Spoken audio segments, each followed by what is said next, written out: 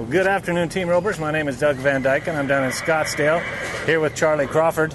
And Charlie, last time I interviewed you, you were picking up a check for $10,000 at our finals up there in Billings.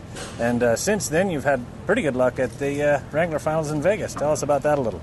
Yeah, last year I didn't make the finals, and got to end up this last year. Got a new horse and got a new partner, and just kind of one of those deals where everything just kind of clicked. And one of the few times where it all helped out at the finals, to where we had a good run together there and had a horse that fit that setup. And the jackpots went good last year, and the rodeos went good, and we made some money, and man, it was fun.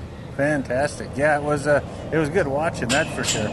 Now, as we're going getting into spring and summer a little bit, you've got some schools and camps coming up. Where are you going to be holding those at mostly? Yeah, I got a school down here in Arizona tomorrow after roping there in Maricopa, and then in springtime we'll head out there. I got one out there in Sacramento and maybe one in Kingman, and then when I head back up there at home, got quite a few up there in Oregon in May and stuff, and then one again and maybe down there in West Texas on my way back in May, and when I get back down to Llano. And then just trying to kind of stay busy during the downtime and trying to put together some stuff to hopefully kind of build a career for when I can't catch no more.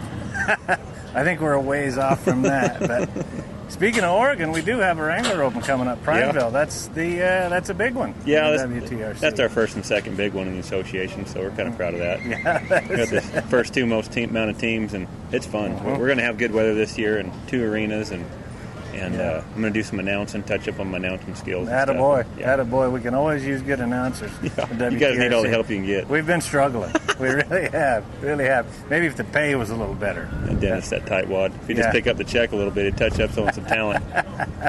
This is true. Well, I know you got to rope another one here in a few minutes, but before I let you go, can you kind of give us a little bit of a tip, some sort of a pointer maybe for a middle-numbered guy that's going to a jackpot roping? What should he be working on? What should be on his mind? Well, I tell you what, it's so easy, especially with me out here in these rodeos where it's getting so tough, to where a lot of times when I go to them jackpots and stuff, it's so easy to get caught up in them guys that are trying them steers on fast and wanting to change your game plan. And I'm just pretty big in believing that when I go home and practice, and the run that I'm trying to make in practice is the same run I'm going to put together at the jackpot. So that same old cliche, it's real easy to beat yourself, and that's how it's easy to beat yourself, is when you let somebody else's runs kind of dictate on what you're going to do and change up. Right. I just try to kind of stick with the same situation, and if they run 4 good steers in me, there's a good chance I'm going to win it, and then if I get just a couple decent steers, there's a good chance I might place. But just trying to put that same run together that I practice in the practice pen at the roping, and if they let me win, then they let me win, and try not to beat myself up. Right. Well, that's one thing that I noticed yesterday at the Survey. I mean, you got to draw the right cattle, and you got to use them when you do draw them. Yeah, we had 5 medium ones and made 5 medium runs, and just wasn't fast enough. There's a couple of guys that had just good enough steers, and rope just good enough. They're not going to waste them, and we just got beat. Right. So it's just part of it. So it goes.